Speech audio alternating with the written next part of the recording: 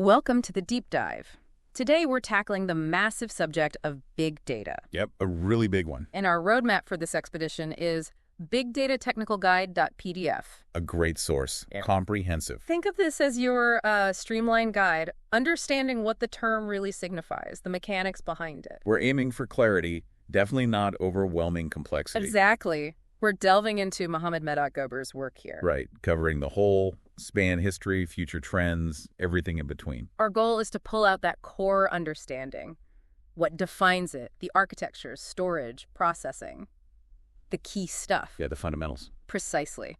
For you, the learner, our objective is a clear understanding. Equipping you with the foundational ideas, the crucial tech, the impact. We're looking for those moments where things click, leaving you informed, ready to engage. Whether it's for a meeting, catching up, or just curiosity. Okay, let's unpack this. At its heart, what is big data? Well, the guide kicks off with the 5 Vs. You've probably heard of these. The famous 5 Vs. Right, let's start with the first one. Volume. That's the first one. It's just the sheer quantity of data. We're talking terabytes, petabytes. Oh, yeah, and beyond. Think about the challenge that scale presents for, traditional databases. Right, they just weren't built for that kind of load. Exactly. The fundamental way we store and process information had to change. Fitting it all in one place, not feasible anymore. It's almost unimaginable, like trying to drink from a fire hose, yeah. And one that keeps getting bigger? Then you have velocity. Velocity, so speed. Correct. It's about how fast this data is generated and, crucially, how fast we need to process it. Real-time, near real-time stuff. Often essential, yes. Think about fraud detection. You need it now. Or tracking social media trends. Can't wait days for that. You got it. Analyzing yesterday's threats today. Kind of pointless. Makes total sense. Acting on stale data loses its impact. What's number 3? That's variety. Big data isn't just neat rows and columns anymore. So not just spreadsheets. Far from it. It covers a huge range. Structured data, sure, but also semi-structured, and loads of unstructured data. Like text documents, images, videos. Videos, sensor readings from devices. Yeah. All of it. So basically anything digital could fall under this umbrella. Interesting. And then there's veracity. Sounds like truthfulness. Exactly. Veracity is all about the accuracy and reliability of the data. Which must be a huge challenge with so many sources. It's a significant hurdle, yeah. You need confidence in the insights you're drawing. Otherwise, the volume and speed don't really matter, do they? Not much. Garbage in, garbage out, scaled up massively. Right. If the data's flawed, the analysis is flawed. And the last V. Value. Ultimately, why bother with all this volume, velocity, variety, veracity? To get something useful out of it. Precisely, to extract value. Meaningful insights, practical benefits. If you can't translate it into something useful, the effort isn't really justified. Okay, the 5 Vs, volume, velocity, variety, veracity, and value. The defining characteristics. That's the core definition the guide starts with. The book also talks about the journey, the evolution. It wasn't always like this, was it? Not at all. It traces things from when data was limited, mostly within organization. Before the internet really took off. Right. The explosion came with the internet, smartphones, social media, connected devices. The data deluge, as they call it. Exactly. And traditional systems just couldn't cope. They weren't designed for this scale or diversity. Like trying to pour a waterfall through a garden hose? That's a great analogy. Built for structured info, much smaller amounts. So this mismatch, it forced innovation. It absolutely drove the development of new approaches. The book highlights some key milestones. Like Hadoop. That always comes up. Hadoop in 2006 was major, inspired by work in Google. What was the breakthrough there? Distributed processing, using clusters of standard, cheaper computers. Instead of one giant, expensive supercomputer. Exactly. Yeah. Harnessing the power of many machines working in parallel. Like a team effort. Got it. What else was pivotal? The rise of NoSQL databases was crucial. NoSQL. Not only SQL. Right. They offered much more flexibility for handling unstructured data. Things like MongoDB, Cassandra. For data that didn't fit neatly into tables. Precisely. Then cloud computing. The cloud. That must have been huge. A total game changer. Scalability, elasticity, made big data feasible without massive upfront hardware costs. Renting the power and storage you need. Lowered the barrier to entry. Significantly. And finally, the development of real-time analytics frameworks, like Apache Spark and Flink. Exactly. Processing data as it happens for immediate insights. Okay, so we know what it is, the V's, and how we got here. But why does it matter? What's the real impact? It spans so many domains. Business, science, social trends. Let's start with business strategies. How's it changing things there? Well, it offers potential for much better decision-making. Analyzing customer data, market trends. Optimizing products, personalizing experiences. Yes, and gaining a competitive edge. Data-driven insights are becoming essential. So those tailored recommendations online, relevant ads, that's Yeah. big data. That's a classic example, yeah. But it's much broader. Optimizing supply chains, internal processes. Even creating whole new business models based on data. Interesting. What about in science? Huge impact there. Analyzing massive data sets in genomics, astronomy, climate science. Things that were just impossible before. Exactly, finding subtle patterns, leading to major discoveries. Imagine analyzing millions of genomes. Or signals from distant galaxies. Wow, it's Yeah. like a new, powerful lens on the universe. A very powerful one. And then there's understanding social trends. How does that work? Analyzing social media. Social media, mobile data, digital interactions. It provides insights into societal patterns, human behavior on a large scale. Useful for policymakers, maybe? Potentially very useful. Monitoring public opinion, predicting trends, developing effective policies. So it's way more than just tech. It's fundamentally changing how we understand and interact with the world. That's a good way to put it. Okay, so we know the what and the why. Let's get into the technical weeds a bit. How do you manage all this? The architecture. Right, handling the 5 V's needs specific architecture. The guide breaks it down. Starts with data sources and acquisition. Where the data comes from? Exactly. Transactional databases, social media feeds, IoT sensors, application logs. It's diverse. Like a giant network constantly gathering info. How do you pull it all in? Various techniques, web scraping, APIs, and specialized ingestion frameworks like Flume and Kafka. Built for high volume, high speed? That's their job. Yeah. Okay, so you've got data flowing in. Where does it go? Storage systems. Needs to be scalable, reliable, accessible, right? Absolutely. The book covers key types. Distributed file systems like HDFS. Hadoop's file system. Spreading data across machines. Yes. The NoSQL databases, which we touched on, Mhm. that are for unstructured stuff. And data warehouses versus data lakes. Those terms pop up a lot. They do, and they're different. It's about structure and processing. How so? Data warehouses usually hold structured data, predefined schema on write, optimized for reporting. Like a neat filing cabinet. Pretty much. Data lakes store raw, diverse data in its native format, schema on read. You figure out the structure when you analyze it. Right. Much more flexible, especially for data science machine learning. So warehouse is organized, lake is a bit more raw potential. Good way to think about it. But lakes need good governance or they become data swamps. Right. Unusable mess. Okay, stored. Now, analysis. Processing frameworks. Yep, the engines for analysis and transformation, often using parallel processing. The guide mentions MapReduce first. It's foundational, the original Hadoop processing model. How does it work, basically? Breaks processing into 2 stages. Map processes input in parallel, generating key value pairs. Reduce aggregates those results. Good for batch jobs, like log analysis. Very good for that. But it can be less efficient for iterative tasks, higher latency, relies on disk between steps. Slower for some things. What are faster alternatives? Apache Spark is a big one. Unified engine, batch, and real-time. What's its main advantage? In-memory computation. Much faster than MapReduce for many things. Uses RDDs, data frames. Yes, those abstractions make it easier to work with. Plus Spark streaming and structured streaming for real-time. In-memory sounds like a big leap. What about really low latency, true real-time? For that, the guide mentions Apache Flink and Apache Storm. Designed for continuous stream processing. Exactly, event by event. Flink is notable for stateful computations, exactly once processing guarantees. Which is crucial for accuracy in real time. Very. Storm uses topologies, spouts for sources, bolts for processing units. So different tools for different jobs batch, faster batch streaming, true low latency streaming. You got it. Each has strength. That Finally, you need analytics and visualization tools. to actually get the insights out. Right. Machine learning libraries like MLlib and Spark or Mahout. For classification, regression, clustering. Scalable versions of those, yes. Also, analytics platforms like Hive and Pig for SQL-like querying on large data sets. And then visualization, turning numbers into pictures. Essential. Tools like Tableau, Power BI, open source ones like Grafana, Kibana, creating interactive charts, dashboards. Making those massive data sets understandable. Crucial. Now, you mentioned distributed processing a lot. That's core, right? Absolutely fundamental for the scale of big data. Distributed computing paradigms, What does that involve? using multiple resources simultaneously. Parallel computing is key task parallelism, data parallelism. Doing different tasks at once or the same task on different data chunks? Both.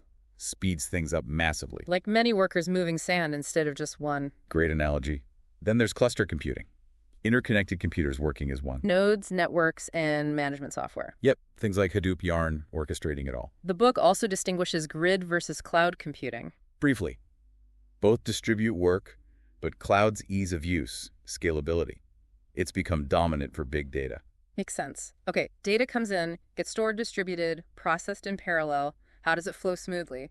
Data pipelines. Critical part, efficient movement and transformation. Starts with data ingestion. Batch or streaming? Can be either. Batch uses tools like Squope for scheduled bulk loads. Streaming uses Kafka, Flume, for continuous flow. Scheduled delivery versus a constant water pipe. Exactly. Then processing pipelines. ETL versus ELT. Extract, transform, load, or extract, load, transform. Right. ETL transforms before loading, common for warehouses. ELT loads raw first, transforms later, common for lakes. Managed by workflow tools. Yeah, tools like Airflow or Oozie manage these complex sequences. And pipelines often include ML models now, too. For predictive analytics, automating the whole flow. From source to insight. Now, the book mentions specific architectures for handling batch and streaming, Lambda and Kappa. Sounds advanced. What's the idea? Handling both historical batch data and real-time streams. Lambda architecture uses two paths. Two paths. A batch layer for historical accuracy and a speed layer for real-time low latency. Results are merged in a serving layer. Powerful, but sounds complex to maintain. Two separate systems. It can be. Kappa architecture simplifies this. Processes everything as a real-time stream. For history, you just replay the historical stream. No separate batch layer. Simpler. Generally, yes. Easier to manage. The choice depends on needs, complexity tolerance, reprocessing frequency. Simplicity is often good with complex systems. Okay, let's dive deeper into storage. Data storage technologies. Starts with RDBMS. Relational databases, the foundation for decades.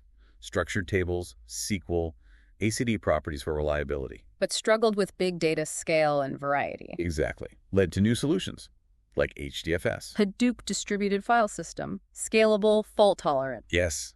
Designed for huge data sets on commodity hardware.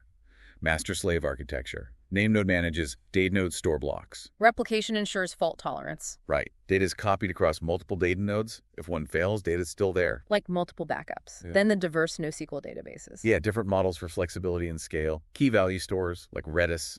Simple, fast, good for caching. Just a key and its associated value. Right. Then column family stores like Cassandra, HBase. Flexible schemas, good for sparse data, distributed. Not every row needs the same columns. Useful. Other types. Document databases like MongoDB. Store JSON-like documents. Easy mapping to programming objects, good for evolving schemas. And graph databases, Neo4j. Optimized for relationships, social networks, recommendations, fraud detection, anything where connections are key. Specialized tools for different data shapes and needs. The book revisits data warehousing and data lakes, too. In more detail, yes. Warehousing. Centralized, structured schema on write for OLAP and reporting. Lakes. Raw, diverse, schema on read for exploration, but need governance. Crucial to avoid those data swamps. Got it. Let's revisit processing. Big data processing frameworks deep dive, starting with MapReduce again. Elaborates on the workflow. Map, shuffle, reduce. Map processes in parallel. Shuffle sorts and groups by key. Reduce aggregates. Robust for batch, handles fault tolerance, but latency issues. Yes, and inefficient for iterative stuff. Which brings us back to Spark. More detail on its architecture. Driver program coordinates. Cluster manager allocates resources. Executors run tasks on workers, using in-memory storage for speed. And its data structures, RDDs, data frames, data sets. RDDs are the base, fault-tolerant. Data frames datasets are higher level, structured, optimized, easier to use often. Also covers Spark streaming and structured streaming. Yes, streaming for microbatches, structured streaming for a unified continuous processing model with better guarantees, and MLab, its machine learning library. So Spark is versatile, faster for many things than MapReduce. What about Flink and Storm again? Flink's stateful stream processing with exactly once consistency is key for complex event processing, accurate real-time analytics. Maintaining context over time. Exactly. Storm uses topologies of spouts and bolts for scalable, fault-tolerant, real-time computation. The guide compares them performance, ease of use, ecosystems. Choosing depends on the specific application needs. Makes sense. Now, managing all this requires distributed computing and resource management, starting with Hadoop Yarn. Yarn. Resource management layer in Hadoop. Decoupled job scheduling from resource management. So different engines like Spark and MapReduce could share the same cluster. Right. Components, resource manager, central negotiator, node managers on workers, application master per app, containers, resource units. Acts as the traffic cop for cluster resources. What about containerization? Docker and Kubernetes. Big trend. Docker packages apps and dependencies. Kubernetes orchestrates container deployment, scaling, management. Useful for big data apps, too. Very. Improves resource use, simplifies deployment, enhances scalability. Consistent environments. Docker packages it, Kubernetes manages it. The book also covers resource scheduling and management specifics. Yeah, scheduling algorithms. Yeah. FIFO, fair, capacity, priority, how tasks get resources. And allocation strategies, static, dynamic. Static, dynamic, overcommitment, quotas. Yeah. Managing consumption, plus monitoring resource use and scaling strategies. Auto-scaling, capacity planning. Making sure you have the right power when needed without waste. Tricky balance. Okay, all this infrastructure aims for insights. Data analysis and machine learning for big data starts with ID. Exploratory data analysis, critical first step. Cleaning, pre-processing data, handling missing values, errors. Transformation, statistical analysis. Yep, summarizing data, finding initial patterns, and visualization is crucial here too for uncovering trends, generating hypotheses. Getting to know the data before modeling. What about the machine learning algorithms for big data? Covers supervised learning from labeled data regression, classification, and unsupervised, finding patterns in unlabeled data clustering, dimensionality reduction. Also mentions reinforcement learning. Introduces the concepts. Key for big data is scalable implementations of these algorithms. Standard ML principles, but applied efficiently to massive datasets. Hence, scalable ML with MLlib and Mahout. Exactly. MLlib is Spark's library, tightly integrated wide range of algorithms. Mahout is older, initially MapReduce-based, now supports SparkFlink 2. More flexible for custom algorithms, perhaps. MLlib, often the default with Spark, Mahout for more custom needs. What about deep learning? TensorFlow. Deep learning neural networks. Powerful for complex patterns. The book introduces TensorFlow basics. Integrating it with big data platforms, like TensorFlare and Spark. Yes, and discusses distributed training techniques like parameter servers, Horovod, needed for training on massive data sets. Training complex models on vast data, the AI and big data synergy. Okay, analysis done. Communicating insights, data visualization, and business intelligence, BI. Crucial step. Surveys tools for visualization. Open source, Tableau Public, Grafana, Kibana, Python Libs, Commercial BI, Tableau, Power BI, Crook.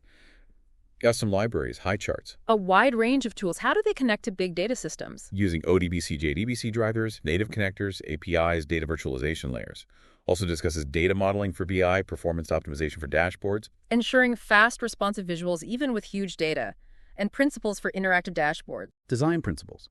Clarity, consistency, hierarchy, user experience, interactivity, performance personalization, integrating real-time data. Case studies show the business value. Seeing real-world impact. Now, much of this happens in the cloud. The book covers cloud-based big data solutions. Advantages. Scalability, cost efficiency, pay-as-you-go, faster deployment, global access, managed services, abstracting infrastructure. Scale on demand, pay for use, less hardware hassle. Efficient. Any challenges? Security compliance concerns, data transfer cost latency, vendor lock-in risk, cost management complexity, potential performance variability. Need careful evaluation. Trade-offs to consider. What about specific cloud provider offerings? AWS, Azure, GCP? EMR managed Hadoop Spark, Redshift Athena warehouse query, Kinesis streaming, Azure, HD Insight managed open source, Databricks optimized Spark, CNAPS integrated analytics, GCP BigQuery serverless warehouse, Dataflow unified stream batch, Dataproc managed Hadoop Spark. Each has a suite of services. What about managed versus self-managed clusters in the cloud? Managed is easier. Less operational overhead, but maybe less flexible. Self-managed gives more control, but needs more expertise and effort. Cost, control, support trade-offs. And scalability, elasticity, and security compliance in the cloud. Cloud platforms excel at auto-scaling, load balancing. Security is a shared responsibility. Need IAM, network security, encryption, monitoring compliance, GDPR, IPA, etc. Handling varying loads securely. Okay. Maximizing value means optimizing. Performance optimization and best practices. Where's start? Several areas.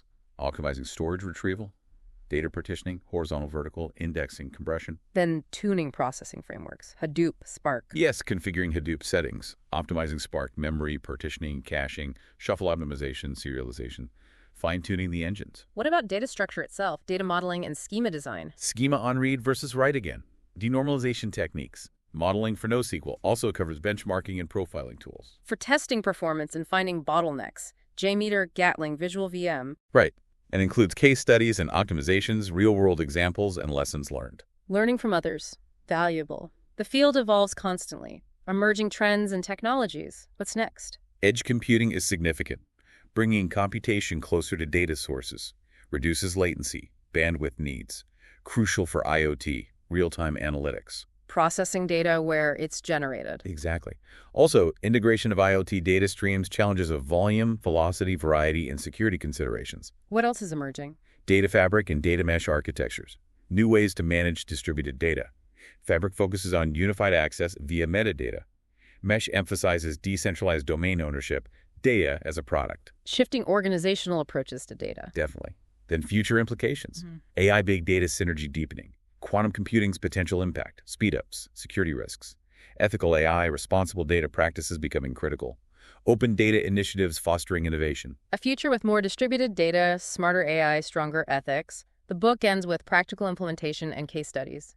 Briefly touches on setting up environments, highlights case studies across industries, healthcare, finance, retail, addresses common challenges, data quality, scaling, skills, mentions project methodologies, measuring ROI, future-proofing. Practical advice to ground the tech talk. Exactly. Bridging understanding and application. Well, this has been an incredibly thorough exploration, guided by bigdatatechnicalguide.pdf. Indeed. A huge landscape covered the V's, storage, processing, architecture, cloud, optimization, future trends. Hopefully for you, the learner, some aha moments clicked.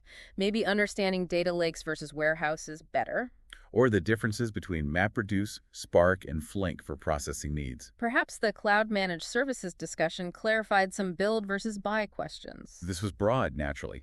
Each area NoSQL types, deep learning distribution, warrants its own deep dive. Absolutely. We encourage you to take this foundation and explore what interests you most. The book is a great next step for technical detail. Definitely check it out for more depth. And as we wrap up, here's the thought. With trends like edge computing and data mesh pushing towards more decentralized data, how will organizations strike that balance between enabling innovation through distributed ownership and maintaining necessary governance and control? That's a really interesting question. No simple answer there. It's a tension that will likely shape the next era of big data, don't you think? I agree. It's something everyone grappling with data at scale will need to figure out.